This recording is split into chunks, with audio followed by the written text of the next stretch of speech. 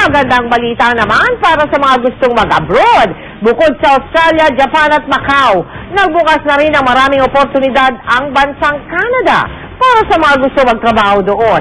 Nakatutok si Lay Alves. Dinadagsa sa POEA ang mga anunsyo ng job opening sa Canada. Mula health workers, construction workers, service workers, IT workers, accountants at engineers, may trabaho raw na naghihintay sa Canada. Anong trabaho yung hinahanap mo? Caregiver, kahit kung ano pwedeng ma-applyan dyan, basta lang makaalis. Dito po, kung magtatrabaho po kayo bilang technician dito po sa atin. Wala, pinakamalaking sweldo naman namin technician, pinakamalaki, 8,000, 7,000, puro 8,000, kasapat ko yun. Pirmado na ang Memorandum of Understanding sa pagitan ng Dole at probinsya ng Saskatchewan. Pipirmahan na rin ang kasunduan para sa probinsya ng Manitoba at British Columbia.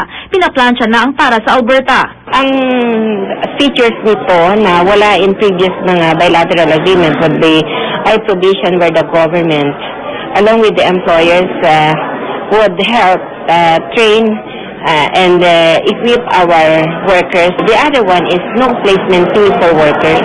Wala naman daw quota na itinatakda ang Canada, pero dadaan sa mabusising screening ang mga aplikante, lalo na't kwalipikado ang mga foreign workers sa Canada para maging permanent residents. Bukod sa Canada, under negotiation na rin daw ang employment agreement sa France. Magbubukas na rin daw ang Bahrain at Qatar para sa mga nurse at ibang health workers. Matatagpuan sa website ng POEA na www.poea.gov.ph ang listahan ng mga accredited na agency at ang mga job opening. Para raw sa kapakanan ng mga OFW, hinigpitan ng gobyerno ang proseso sa direct hiring. Sa direct hiring, hindi na dumadaan sa recruitment agency ang employer at mga aplikante.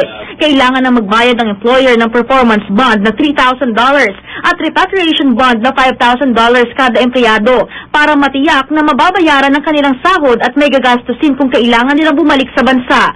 5 lamang ang pwedeng kuning direct hires ng isang employer at kailangang aprubahan muna ito ng Secretary of Labor. Tinututulan ito ng grupong migrante sa Hong Kong. Sa tingin nila ay mahihirapan ng umalis sa mga direct hires dahil dito. Bottom line lagi protection ng ating manggagawa. No? So since wala nga nananagot sa kanila locally, ang foreign employer mo na andun sa labas ng bansa, kung ano man ang mga maaring paglabag, mahirap mong habulin yan.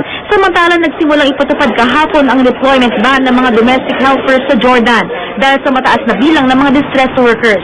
Exempted sa ban ang mga returning workers na hindi nag-iba ng employer. Lay Alves, Nakatutok, 24 Oras.